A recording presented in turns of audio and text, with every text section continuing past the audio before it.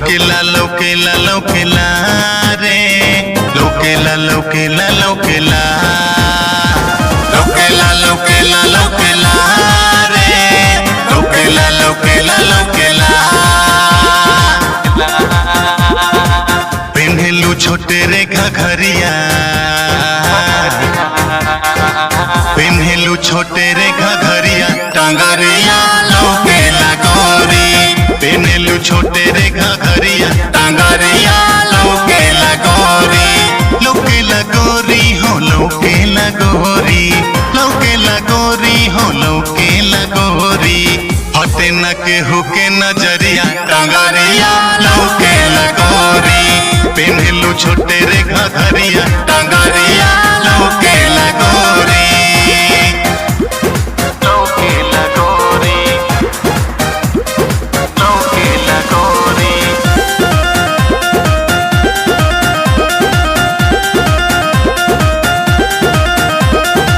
काची उमरिया में पेन्ही छोट कपड़ा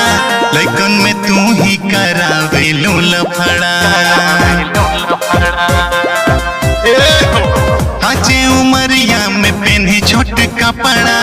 लइकन में तू ही करावेलू लफड़ा पाड़ू तू चटपटा ताजा अचार देखी के मुहावा से चुवत लार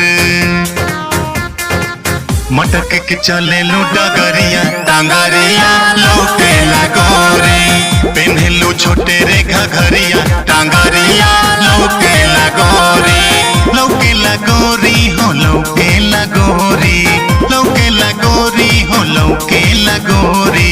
हटे न केहू के नजरिया हटे न केहू के नजरिया टांगरिया लौकेला गोरी पेन्हेलू छोटे रे घघरिया टांगरिया लौकेला गोरी लौकेला गोरी लौकेला गोरी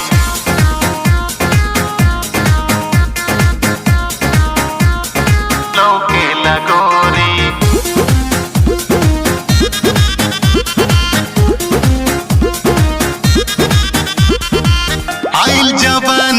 जब से झरेला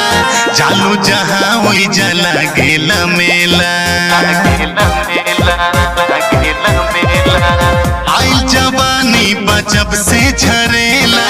चालू जहाँ वही जला गेला मेला काचे कली बाड़ू तू कचनार हो देखे के अर्जुन पूरी पहले बीमार हो लुटेले राही खूब लहरिया टांगरिया लौकेला गोरी पेन्हेलू छोटे रे घघरिया टांगरिया लौकेला गोरी लौकेला गोरी हो लौकेला गोरी लौकेला गोरी हो लौकेला गोरी हटे न केहू के नजरिया हटे न केहू के नजरिया टांगरिया लौकेला गोरी पेन्हेलू छोटे रे घघरिया टांगरिया